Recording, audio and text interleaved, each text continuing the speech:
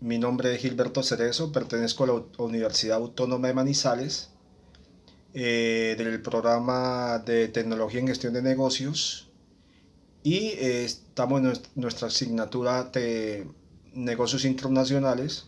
A continuación les presentaré el taller aplicado de negocios internacionales sobre las normas de Incoterms.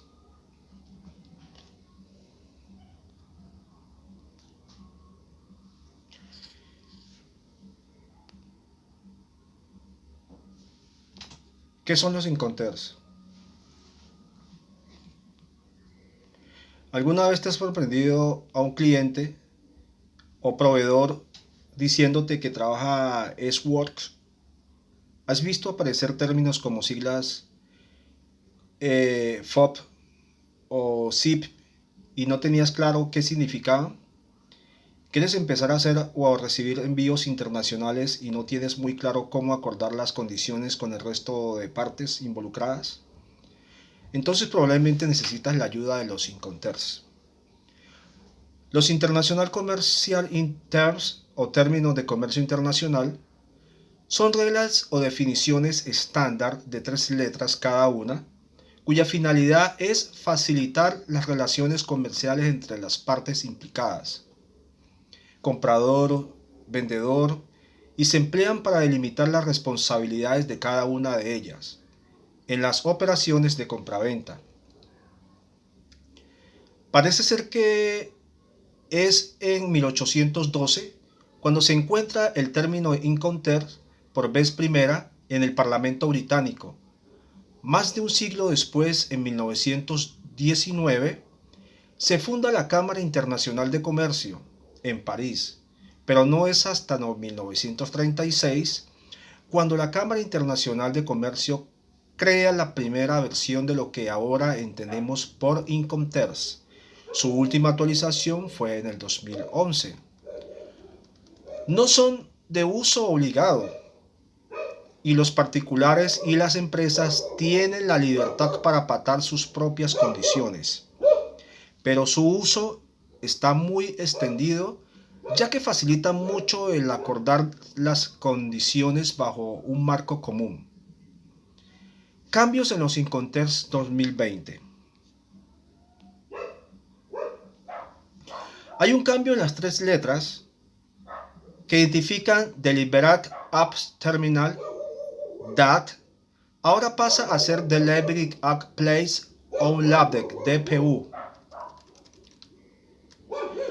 Los Incoterms 2020 alinean distintos niveles de cobertura del seguro en Cops Insurance and Freight o CIF y en Cardiac and Insurance Pay to, que significa CIP. También incluyen acuerdos para el transporte con sus propios medios en Free Carrier, que es FCA, sus iniciales, o Delivery Act Place en sus iniciales DAP, Delivery Act Place Unloaded DPU y Delivery Duty Paid DDP.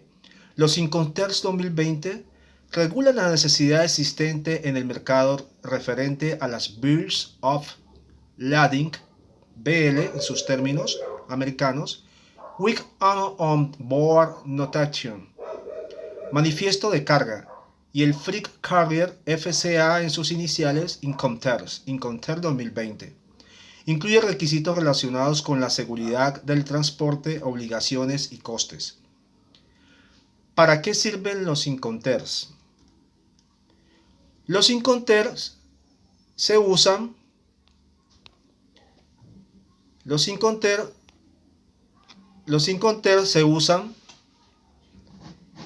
para establecer definiciones estándares sobre cómo se van a repartir las responsabilidades, los gastos y la transmisión de riesgos entre quien compra y quien tiene de mercancía internacional. Son de aceptación voluntaria y son muy útiles para unificar y esclarecer todas las condiciones que aplican en un acuerdo de compraventa, reduciendo toda probabilidad de ambigüedad y confusiones.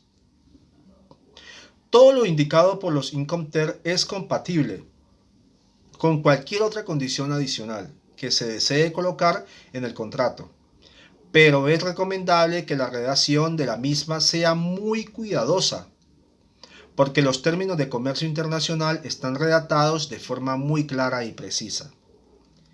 ¿En qué contexto se utilizan los Incoterms? Adicionalmente,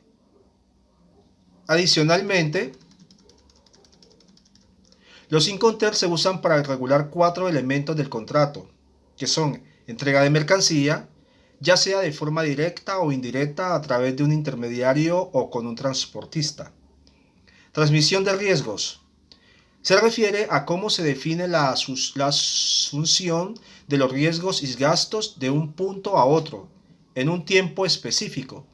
Según el término escogido, el punto de transmisión puede ser el muelle o una fábrica. Por su parte, el tiempo hace alusión al plazo dado para la entrega. Distribución de gastos.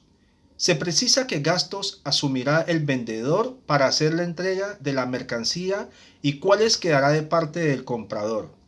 Trámites aduaneros.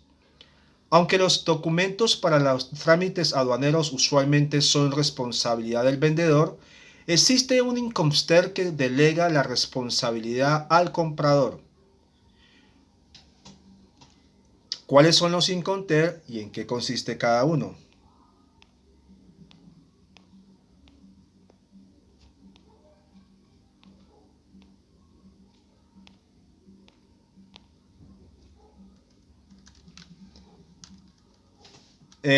Estos son un grupo, los Incoterms se consagran en 4 grandes grupos. Grupo E, entrega directa a la salida. Estipula que el vendedor entregará la mercancía directamente en las instalaciones de la empresa del comprador. Aplica las siglas EXW, entre comillas, ESWORKS, para indicar que el vendedor hará la entrega formal en sus almacenes, depósito o fábrica al comprador. Este último está obligado a cubrir la responsabilidad y gastos de carga, maniobra y descarga, así como del seguro si desea contratar uno. Grupo F. Entrega indirecta. Hay 3 modalidades de la carga indirecta y los términos son los siguientes. FCA. Freight Carrier. El vendedor entrega la mercancía en un sitio acordado, asumiendo gastos y riesgos hasta dicho punto. Y el comprador asume la responsabilidad hasta la descarga final. Con la última actualización se puede incluir al transportista la expedición de una carta de embarque para probar la entrega de la mercancía. FOB, Freight on Board, solo para el transporte marítimo y normalmente sin contenedor. El vendedor tiene la responsabilidad hasta la subida a bordo de la mercancía y a partir de allí su trámite, el riesgo al comprador, incluido flete, descarga, trámites de importación y su entrega al destino. FAS, Freight Alongside Ship, para transportes marítimos de cargas a granel o de gran volumen. La entrega es en el muelle o puerto que se acuerde. Luego de la entrega, el comprador es quien asume la responsabilidad sobre los gastos y riesgos. Ya venimos con el grupo C, que es entrega indirecta.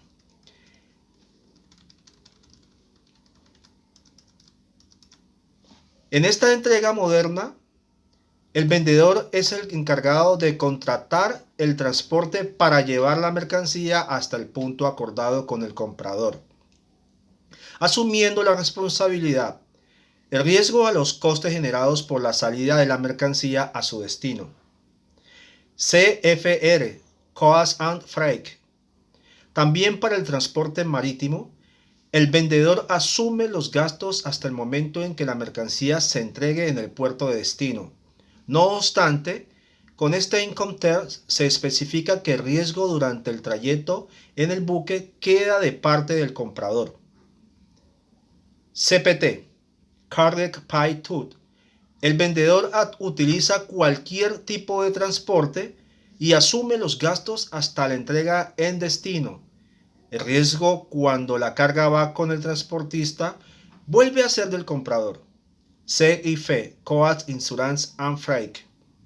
Es igual al término anterior, pero con la adicional de que el vendedor contrata un seguro para la protección de la mercancía, que en los anteriores no es obligatoria.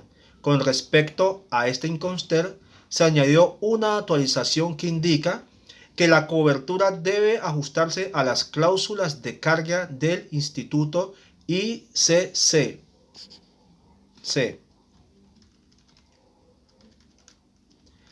CIP, Carriage and Insurance Pay To. Cualquier tipo de transporte, el vendedor asume toda la responsabilidad, riesgos, gastos del seguro y transportista durante todo el proceso de movilización de la mercancía. La cobertura del seguro es ICC _A. Grupo D, entrega directa. A diferencia de la entrega directa del grupo E, la responsabilidad, riesgos y gastos son responsabilidad del vendedor, desde el momento de la salida de la mercancía hasta su entrega en el destino pactado. Ahora venimos con el DPU, Delivery Place Unloaded. El vendedor asume todos los riesgos y costes hasta el punto de entrega, en el lugar acordado. Es nuevo y sustituye al DAT, que limitaba esta responsabilidad hasta la terminal. Es posible usar cualquier clase de transporte. El comprador asume los trámites de importación, DDP, para todo tipo de transporte. Costes y riesgos los asume el exportador, incluidos los trámites de importación, DAP, Delivery App Plates. El comprador asume los trámites de importación y de descarga. El resto de los gastos y riesgos queda de parte del vendedor hasta la entrega formal. También se puede utilizar cualquier tipo de transporte.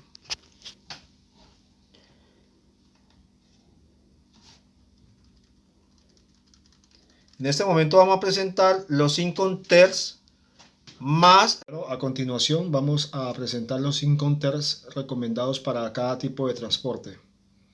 En este caso tenemos transporte terrestre, ofrecemos el FCA, el DAP, el DPU. Para transporte marítimo, el FAS, el FOB, el CFR, el CIF. Para transporte aéreo, el FCA, el CPT, el CIP, el DAP y el DDP. Para transporte por ferrocarril, el FCA y el DPU. Para transporte multimodal, tenemos el EXW, el FCA, el CPT, el CIP, el DAP, el DPU y el DDP. En primer lugar, debemos tener presente que los Incoterms no son normas legales, sino solo recomendaciones que un organismo especializado, la CCI, pone a disposición y consideración de vendedores y compradores, para lograr que sus operaciones de comercio internacional sean más claras y predecibles. Sobre esta base, los Incoterms necesariamente tienen que ser expresamente pactados. ¿Cuáles son los Incoterms más utilizados en Colombia? En este caso podemos hablar del FOB, Free on Board, libre a bordo, puerto de carga convenido. Bajo esta regla, la responsabilidad del vendedor termina cuando la mercancía se carga en el buque del puerto de embarque convenido. A partir de aquí, el comprador debe cargar con todos los costos y posibles riesgos de pérdida y daño de la mercancía. Por este motivo, y aunque es uno de los Incoterms más utilizados, el FOB solo es recomendable para el transporte de productos a granel. carga general o mercancía voluminosa o pesada para transporte en contenedores, lo mejor sería usar el FCA. Ahora hablaremos del CIF, el Cost, Insurance and Freight, costo, seguro y flete, puerto de destino convenido. Este Incoterms implica que el vendedor entrega la mercancía cuando ésta sobrepasa la borda del buque en el puerto de embarque convenido. En este caso, el vendedor debe pagar los costos y el flete necesarios para conducir la mercancía al puerto de destino convenido.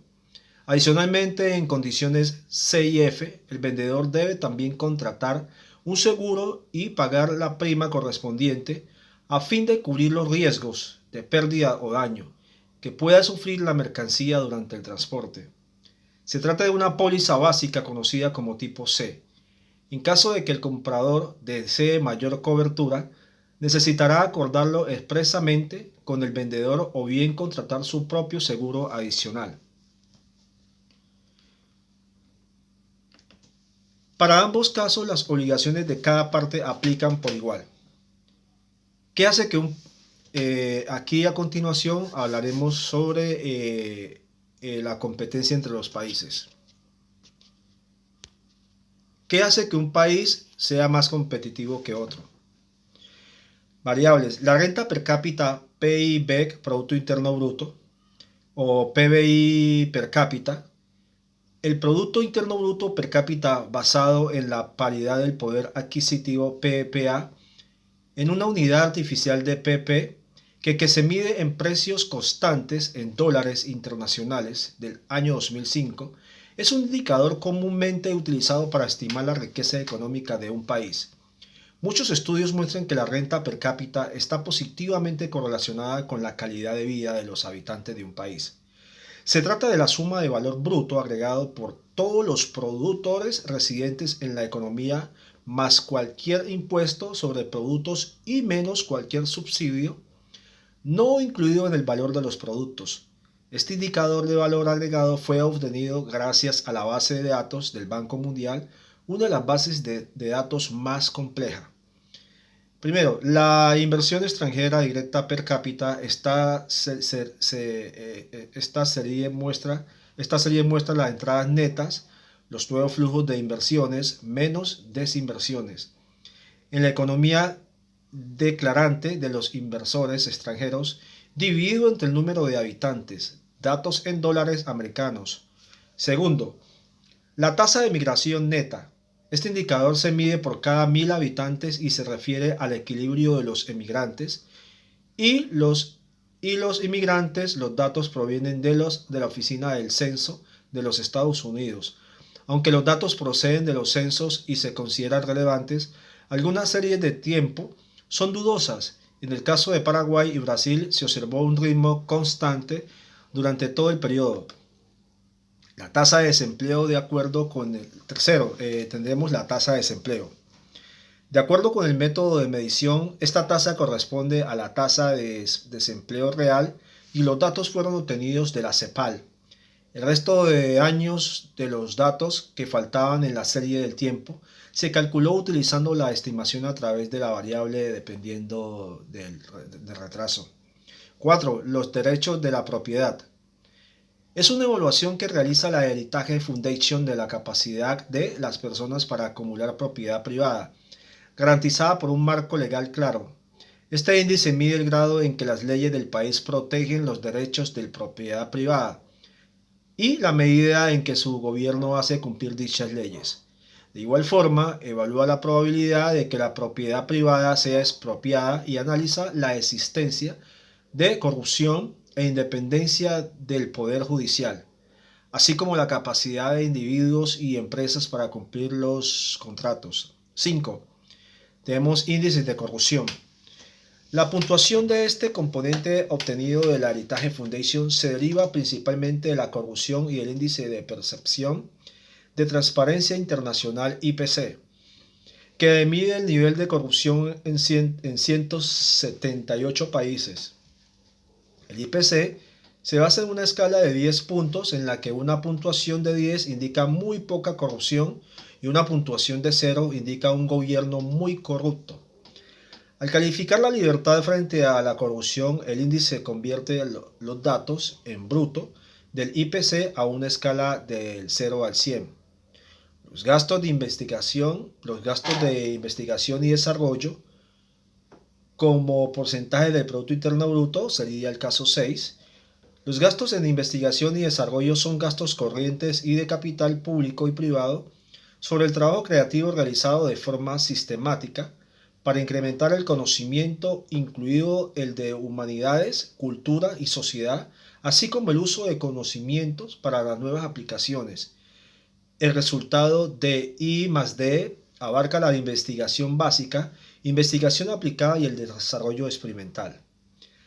Séptimo, la fuerza laboral con educación superior. Es la cuota de los empleados más calificados por sus diferentes logros educativos debido a la naturaleza de la investigación. En la obtención de datos existe cierta distorsión. Los datos provienen de la elaboración de encuestas en hogares del Banco Mundial y las Oficinas Nacionales de Estadística. Esta serie difiere entre un 5 y un 10%, por lo que dimos preferencia a los datos del Banco Mundial. Resultados. En la siguiente tabla se observa el índice de competitividad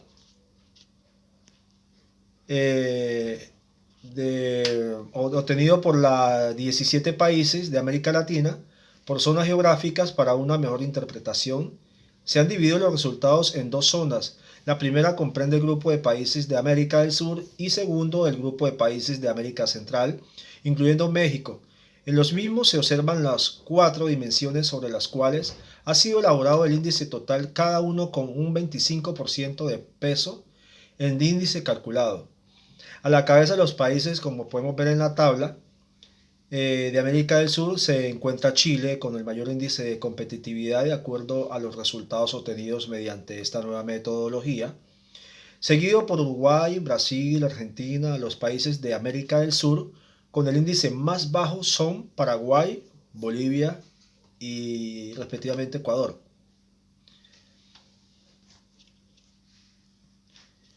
Aquí podemos mirar el dinero o la economía del país de Chile, su moneda.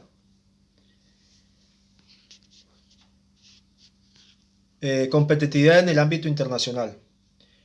Cuando el término de competitividad se aplica al ámbito internacional, este se refiere a la capacidad que tiene un país de participar en los mercados internacionales de manera exitosa y al mismo tiempo elevar el nivel de vida de sus ciudadanos. Cuando un país es competitivo, es capaz de soportar la competencia impuesta por la oferta de otros países con el mercado internacional, vender sus productos y servicios de manera rentable y o atraer inversión internacional. Todo lo anterior resulta en mayor crecimiento económico con potenciales beneficios para los ciudadanos, mayor empleo, aumento de ingresos, etc. A continuación pasamos a explicar algunos de los factores más relevantes. Instituciones públicas. La calidad de las instituciones públicas es fundamental para que las empresas puedan desarrollar proyectos a largo plazo, recolectar sus ganancias y proteger a sus trabajadores. Cuando un país cuenta con un marco legal creíble, tribunales de justicia imparciales, funcionarios de gobierno alejados de la corrupción, etc., las empresas pueden florecer. Infraestructura. La inversión en infraestructura de un país, carreteras, puentes, aeropuertos, etc., facilita el crecimiento y desarrollo de las empresas. Esto se produce porque reduce los costos de transacción y les permite funcionar de manera más eficiente. Estabilidad macroeconómica. La estabilidad macroeconómica de un país es fundamental para poder atraer a los inversionistas. Estos buscan ambientes estables donde el riesgo de perder su inversión sea reducido o al menos conocido. Salud y educación. Una población saludable y con altos niveles de educación es capaz de desarrollar habilidades que les permiten competir con el mundo global, así como generar nuevos proyectos y sustentar al desarrollo empresarial a través de mayor productividad. Mercados financieros desarrollados. Cuando existe un mercado financiero desarrollado, es más sencillo financiar proyectos rentables, proyectos que en un futuro expandirán el desarrollo nacional. Tecnología. La adopción y desarrollo de nuevas tecnologías es fundamental dado que dicho proceso favorece que éstas sean competitivas en un entorno cambiante. Innovación. El desarrollo de nuevas ideas y la creación de nuevos productos y servicios expanden las posibilidades de las empresas para atraer nuevos consumidores y así como sostener su crecimiento en el futuro. Eficiencia en el mercado laboral. Cuando el mercado laboral es eficiente, tanto las empresas como los trabajadores se benefician. Las empresas encuentran las habilidades que se necesitan para desarrollar su negocio, de la misma forma que los trabajadores reciben un salario adecuado que les permite su desarrollo personal. Estos y otros factores adicionales son considerados índices internacionales que buscan determinar el grado relativo de competitividad de los países. Así, por ejemplo, tenemos el Global Competitiveness Index, que todos los años elabora un ranking con el nivel de competitividad de los países basándose en 12 pilares de competitividad. ¿En qué consiste la estrategia de internacionalización de una empresa? La estrategia de internacionalización se utiliza cuando una empresa quiere producir o comercializar sus productos en otro país del mundo. Sin duda, esta estrategia busca que la empresa alcance una ventaja competitiva, ampliando su presencia en el mercado internacional. Se utiliza para buscar nuevos mercados y también para lograr que aumente el número de clientes, ventas y utilidades. Por una parte, las empresas transfieren a otros países actividades de producción o de comercialización para aprovechar sus ventajas de bajos costos o de diferenciarlos que les permiten ampliar sus márgenes de beneficios. Además, la estrategia internacional permite la transferencia de productos y habilidades al mercado internacional, especialmente hacia los países que no lo poseen.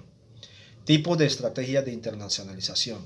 Los principales tipos de estrategias de internacionalización usadas por las empresas son: 1. Estrategia multinacional. La estrategia multinacional es aquella que aplican las empresas multinacionales. Una empresa multinacional ha sido creada y registrada legalmente en un país de origen, pero además tiene otras filiales en otros países del mundo.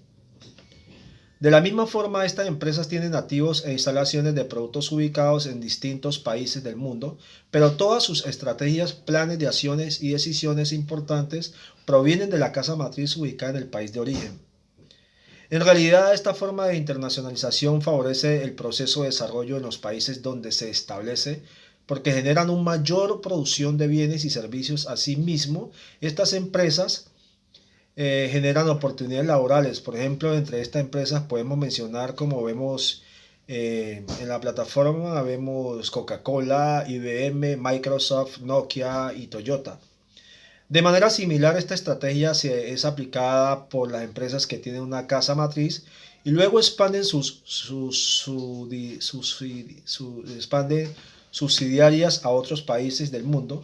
El propósito es poder producir a comercializar sus productos en otros mercados, alcanzando la eficiencia al competir en el mercado internacional.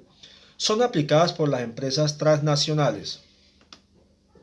De hecho, el flujo de capacidad y habilidades se realizan desde el país de origen hacia el país donde se localiza y simultáneamente desde la subsidiaria internacional hacia el país de origen. En consecuencia, para alcanzar una mayor ventaja competitiva, las empresas se valen de diferentes actividades como investigación, desarrollo, marketing, producción y comercialización para agregar valor en sus entregas al mercado.